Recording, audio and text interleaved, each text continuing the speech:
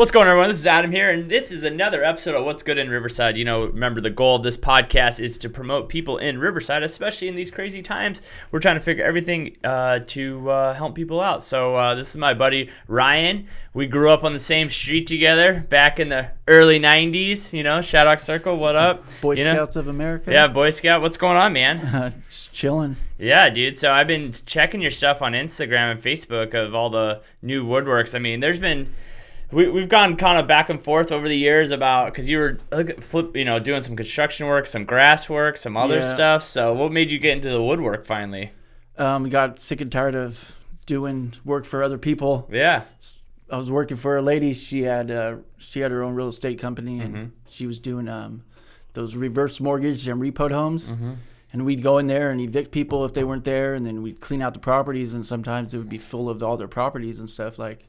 So, I mean, we had like 50 properties, but then after 5 years, I was just done, dude. I was too freaking exhausted, and I just gave it up and just started working with wood. Yeah. So what was like the first thing you started making? An infinity mirror table. Okay. That was like my first project, and it was a table, and I came out good. And my neighbor, he's been a woodworker for his entire life, and he's the one that just taught me everything I know. So, and then come to find out a year ago, I never met my grandpa, and my dad was only 13 when he died, so I didn't really know nothing about him until recently. My dad told me that he was a carpenter. Oh, all right. So I guess it was already in the genes, and now I'm just like, I won't stop. That's all I do now. So, and then before the podcast, we were talking about you just started doing it in your garage. Yep. So how... You know, there's a lot of people like I have I don't even own a hammer, so I'm definitely not the one to talk about. So how long did it take you to kind of get like the projects built up, and then are you just like adding stuff to when you want to do a new type of project? Every time I get done with one, I start a new one. Okay. I don't even care if people aren't buying them. People aren't looking to buy them. I'm just making them because I'm just practicing. Like I always make two of everything because there's always something that's going to happen if you just build one. So it's always good to build two of everything in case something goes wrong with the first one. Yeah. So that's what I just do. I build two of everything, and I'm just jumping from there's so many different like types of woodwork you could do. Like I started with these flags, and then I was like, okay, let's make a cross flag. So I jumped into that, and then I was like, I'm going to make freaking little cross necklaces. And then that just started going, and then recently a lady had put up a Facebook post asking for it was an Etsy picture, and it was like a plaque with like the names on it, right? And I was like, I just got this machine. It's called a Cricut Maker, and I just bought it, and I was like, I can make that with that machine. And so I hit her up and gave her a price, and she's like, that's good. Sure enough, dude, she loved them, and like she wants me to make more for her, and she has 3 more kids that she wants them made. And now I just went into trying to make it with a scroll saw and just do it all by hand. And first time I got it, dude, and now I'm just hooked. Yeah. I feel like that's like the new thing too, right? Woodwork. Like yeah. I feel like everyone's house is full of woodwork stuff now. Yeah, they are. And the people that are making that stuff are using those CNC routing machines. Okay. And laser cutting machines. Wow. So it's not even by hand. Yeah. So yours is all by hand. Yeah. Yeah. All by hand. I feel like I use tools, but I'm doing it myself. I'm not using a computer, pushing a button into, cutting it. Yeah, I'm doing it all by hand. Do you stencil at least out first? Yep. Do you stencil it out and then draw it on the wood and then cut from there? That's exactly what I do with yours. Oh, okay. I pick out a font. I go into my design space, Cricut design space. I go through all the fonts, try to find a good one. Found that A, and I was like, okay, I'm going to take that, put it out, printed it out on my Cricut. Got a stencil, boom, put it on a piece of wood, traced it out, then I burnt it, and then I cut it out with the scroll saw. Well, you were talking about the thing with the 2 nails on each side. Yeah. What is that? It's called, you heard of Lichtenberg? No. With electricity? Well, it's called the Lichtenberg figures. Okay. You can look it up on YouTube, and it's pretty much it's a transformer from a microwave, and it's like 4,000 volts. So it can kill you. So I don't recommend anyone doing it. That's like, I was doing a live stream last night, and a lady was watching it, and she said her brother died from it. Wow. So that kind of scared me. Yeah. So like now I'm probably going to buy more safety equipment to like really make sure I'm going to be safe, because I just put my stuff on a rubber mat, stand on a rubber mat, and just make sure I don't touch anything nearby. Yeah. So, but yeah, you just take a negative and positive jumper cable, get it wet with baking soda and warm water. You flick the switch and they just start chasing each other. And it goes in. It's like unpredictable because of wood grains. So it just goes where it wants until it meets up, and then it arcs, and then you shut it off, and then you put the nail in a different spot so you can make more of it. Got it. It's pretty dope. That sounds awesome. It's scary. I never want to get electrocuted. Yeah, last night I freaking made a mess up. Like, I forgot to hook them up to the things, and I flicked the switch, and good thing I have a GFI, dude, and shut off. Popped it. Yeah, I was like, oh my God, I'm lucky. See, that's what happens. You start doing stuff not thinking, man. Yeah, that's why I got to be more safety. So right now you're just kind of working with, you kind of have like your base of things that you shoot, that you're creating, or stuff that like you're inspired with, but then you're also allowing people to like hit you up, be like, hey, this is my idea. You know, that's the problem a lot. You have the idea, but it's like, I don't have the time or know how to do something like that. So and especially like with Etsy and all these other things, like, is that where you're getting most of your clientele, or? Nope, I don't even have an Etsy. No? I don't think it's a good place because there's millions of people, right? Mm-hmm. But there's also millions of people that are making the same thing that I'm going to make, but they're doing it, they could do it half as cheap, mm-hmm. but it's going to, I could do the same amount of time they are with the way they do their business, but I can't put out a freaking thing that's perfect cut. Mine has character. Yeah.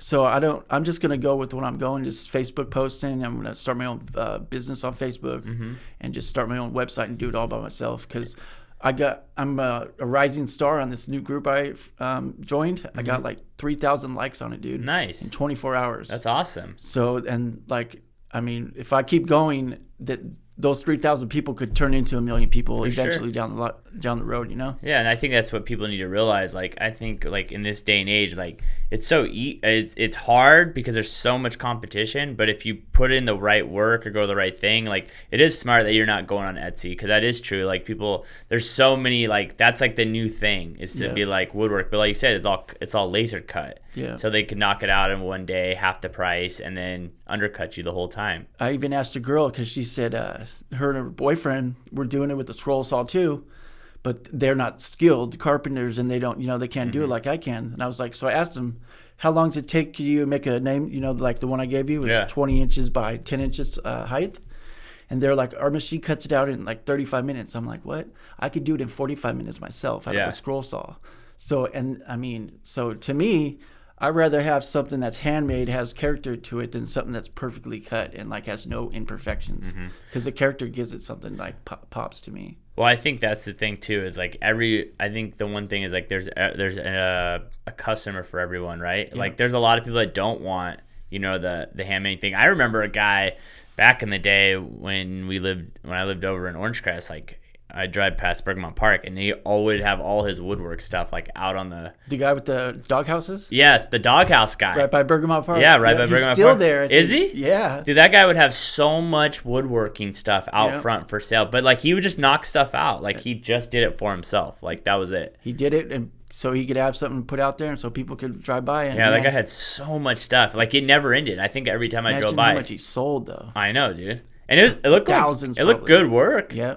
It looked good work, but his whole garage was just full of woodworking stuff. Eventually, it probably disappeared. Yeah. Just takes time, like I'm doing. Like I got like 35 different projects that are done, and like I put them up on different sites and stuff. But it's just now the names are gonna be what's gonna be making me money like in the future. I'm pretty sure because I got already 3 people already wanting signs names of their kids' names already. So names, dates, things like that, things that are custom to them, right? And that's the thing I think. Like you have to like try and then find your little niche and then like double down on your niche. You know what I mean? It's like your niche is like maybe names, but like handmade names, not just thrown on a laser cutter and that cuts it out perfectly, And I doubt they're doing the whole nail thing too. Oh, no one's doing that. Yeah. No, like people, they're too scared. I'm scared of it still too. Yeah. It's dangerous because when I get done with, I'm going to hook yours up. Watch. Yeah. Let me see it. Yeah, for sure. I'm going to give you like, choose a dope epoxy color, and then we'll do the gray on it, and then you'll be like, holy crap. Yeah. Like right now, that's just like it's ready to start going into the cool phase. So how did you what was your first project ever you got into? The infinity mirror table. Yeah. And how long did it take you to build it? For a month or two. Yeah. Yeah. Yeah. And at that time, were you still doing? I just started. I never tried to make I could build stuff fix. I could do anything construction, whatever. But to build something like a table, I've never tried that. And my neighbor was just giving me he doesn't do it for me. He just he'll say, hey, do this cut, da da da, and I'd follow the directions perfectly. And the table came out and it was level the first time. So I was excited. I had it posted up and I wanted $250 because the LEDs, the lights, the two-way mirrors are freaking $90 for just the two ones I bought. And people were offering me $60 for it. And I was like, I'm not, because if I start out at 100, I can't go back up. Yeah. So I started at $250, dude. And the biggest offer I got was for $100, dude. But by that time I gave it away to a family member. It's crazy that people just don't realize how much time and effort and money goes into those things. Yeah. Even the materials. Yeah. Just materials. Wood, nails, glue, all that stuff. It adds up. Well, and that's the thing. And then all the tools that you have to have just to do it. Yeah. You know what I mean? Yeah. That's all. What I got in my back pocket is tools. That's where my bank is into. I buy tools as often as I can. Yeah. Just this month, last month I bought 3 new tools.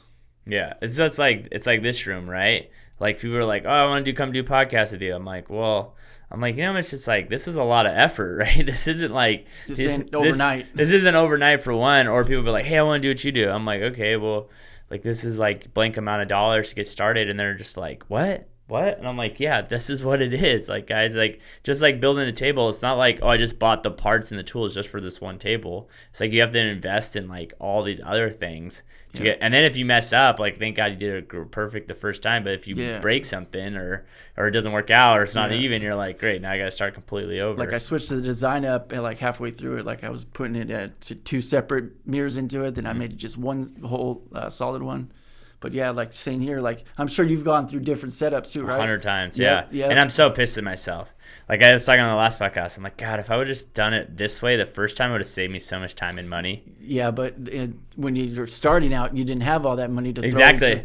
Throw then you just kind of rig it together, and it works. You know what I mean? That's why a lot of people want to compare me. I'm like, dude, don't look at what I have. Go look at 3 years ago. Yeah. This is the end product, and we're still oh, maybe we need better mics. Oh, maybe. And even mics, I look at other mics. I'm like, oh, those would be really cool. And then my team's like, dude, we already have good mics. You don't need better. And then I'm like, yeah, you're right. We don't need. All my tools are the bottom level. I don't need a table saw. Mine is a construction work site saw, so it's not even permanently stuck on the floor. It's not a heavy, made out of steel. It's made out of some fabricated. It's almost like a plastic, the tabletop of it. And it's a rigid. I got, I just got the basic stuff. Freaking Harbor Freight scroll saw. I already broke it once. Had to take it all apart and rebuild it. So do you think that all those years doing, REOs and fixing stuff like that and whatever kind of gave you the base to get things going with this? Yeah. Ever since I've been little, I've been building Legos, and I was just always a hands-on person. And then, when I just got sick and tired of being a landscaper, dude, I was busting out 20 homes a day for literally 5 years straight, dude. Not 20. It was an average, say 10 to 12 homes, 5 days a week, sometimes 7 days a week. And if I wasn't working, I was always doing something for her else that wasn't just I would go to her actual house that she's selling, and I'd go do work for her, put in new landscaping, freaking irrigation, stuff like that. But I just got tired of being dirty all the time. I was literally filled with dirt all the time, and I was like, what am I doing with my life? It's hard, man. I don't know how some people do it. I remember a few years ago, me and my buddy always talk about it. He relayed his whole house of tile, and there was some guy who was 47 years old out there on his knees scraping. He's like, I've been doing this for 20 years, 25 years. And I swear I never saw the guy eat. All I saw him drink was Red Bulls and smoke cigarettes. And I'm like, dude, how do you, I looked at him how do you do this, man? I'm tired just watching, and I'm, 15 years younger than you. Yeah. You just finally get tired of being out in the sun and hauling stuff around. And then do you ever feel it was when you're doing those things, there's just no thought process behind it or creativity, where you're just kind of all right, just go do this, go do that, and now are you searching for more creative side? Yeah, I'm going for a creative side and letting people are letting me. They're giving me what they want, and then I visualize it, put it on my design space, and I always I stay into detail. Every step I finish, I send them to show them do you like it? Is everything okay? They're like, oh my god, that's exactly what I was looking for. But before, when I was doing the things for the REOs and all that, like, to me, I just was working for a realtor, and she didn't have a customer. I didn't have a customer. I was just doing it for her. So I really, I was just there to work, and like, there was no creativity. It was just boom, there, put it in, boom, leave. Is it a great feeling when those people like give you like when they hit you back up, like, dude, that looks amazing? Yeah. Is that like just a feeling that? Yeah. I think that people don't realize that's an unbelievable feeling. That's irreplaceable. Yeah, it's like my hair stands up. Yeah, right? Because it's like, dude, this is what I'm doing, and it's making someone happy. Yeah. I think that's something that a lot of people don't realize, that feeling.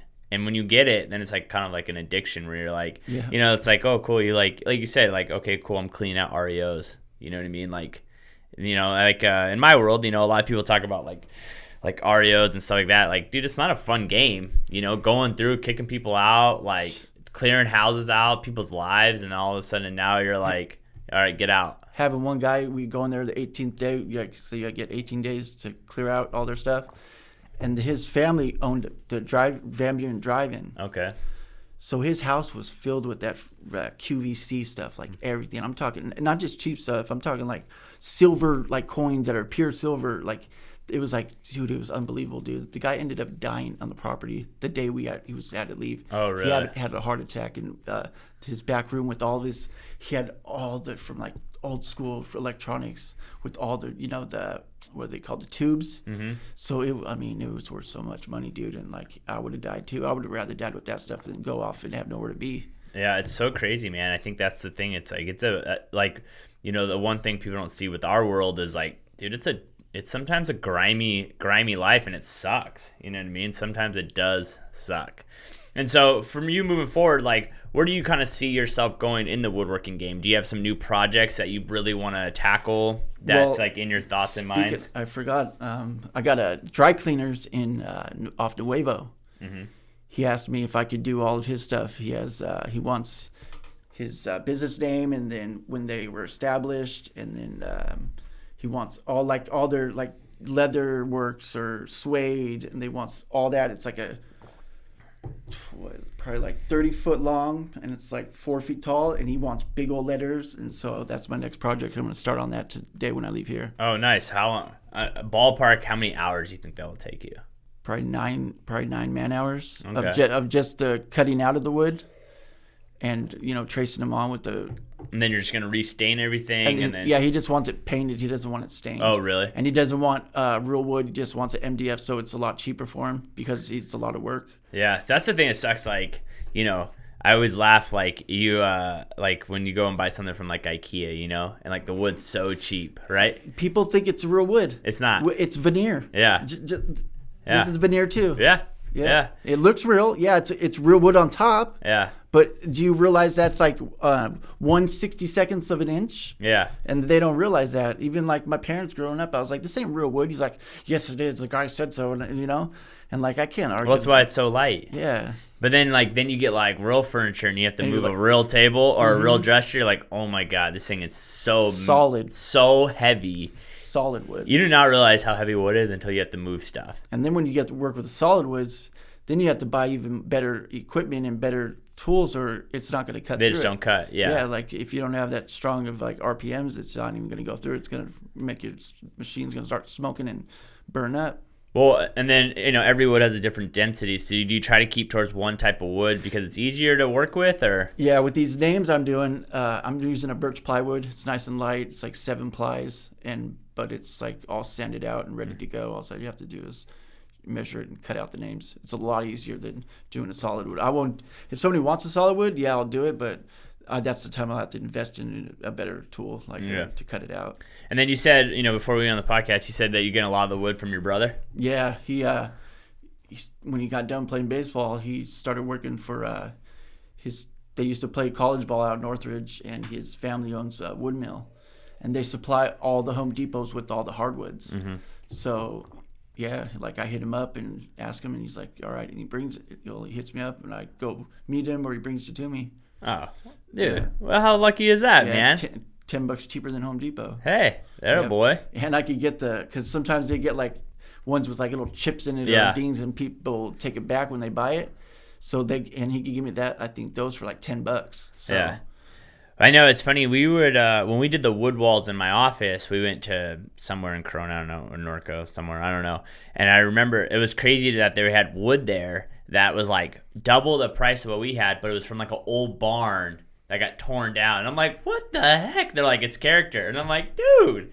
But yeah, but my buddy was all about it. He ended up buying some for his own house. But that's the thing, it goes back to like that character, like those like nicks and cuts in history and like. That's where I went crazy too. Was I seen that stuff, right? And I thought it was popular, right? It still is.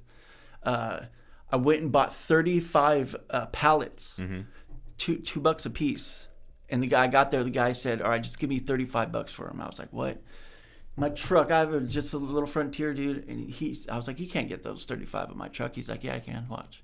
We got drove 15 miles an hour all the way from Fontana, but it was worth it, dude. I got home, just cut them all up, dude. And that was probably the first project that got me hooked to wood, because seeing how I could turn, it was, beat up wood that looked like, it had character, but I kept character on one side, and the other side I put it through my planer, and it looked like it was fresh wood that you just got off the freaking, out of Home Depot, like it was off the mill and stuff. So that's what I loved doing, was making old wood look like it was brand new again.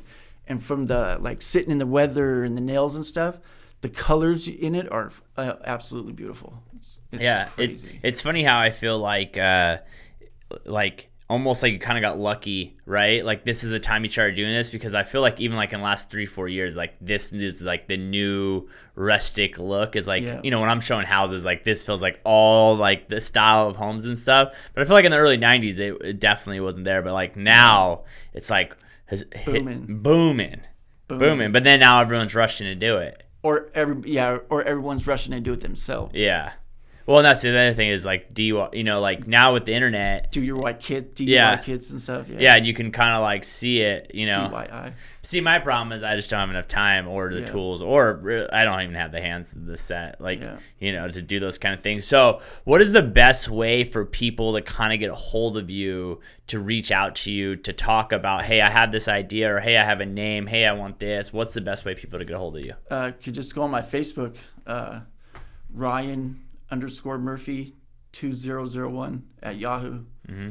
Just search me, and then you could find my Instagram on there, and that's the best way. Or you could just give me a call. Yeah, what's your number? Throw it out there. 951-533-5649. Either way, my team will put it on the screen. Yeah. And then what's your Instagram? Because I know, I feel like that's the way. And I know you changed the name, because I know it used to be 951_woodworks, but I know that's not it anymore. I just changed it last night. Last night? Yeah, because I wanted to put my name, because I had it at 951 Woodworks, but I was like, I need to have my name in it. Yeah. So people used to call me Murphy Loco. Mm-hmm. So I think it's Ryan Murphy Loco Woodworks of Art. Okay. So it's either way, Ryan will give it to you later. I'll put it on the screen. Yeah, exactly. Or in the comments below. That's kind of long, but I don't know. I want to put my name in it instead of just 951, because that's too popular. For sure, man. I think what's inspiring about this story with Ryan, and another reason why I wanted to have him on, is that, I've seen Ryan over the years go from like doing lawns and this, and then I saw him doing this woodwork thing, and it's something that a lot of people have conversations with me about, saying like, hey man, I want to start something new. Hey, should you believe it? And I always say, man, chase it. In this day and age, if you have an idea, you want to be creative, you put the work in, there's people out there. Yeah. And, Ryan's proving that right now. So remember, guys, there's a big difference between an Etsy laser cut and someone doing it with their true hands and character and stuff. And Ryan brought me in a piece with my name. I can't wait to see when it's finished. But even just looking at it without no staining or coloring it, dude, it's fire. So when he finishes that will be for sure on the Instagram, and I'll for sure tag him below. So if you want to hit him up, hit him up. And remember, guys, we're here to support the people around us. So until next time, guys, peace. Peace.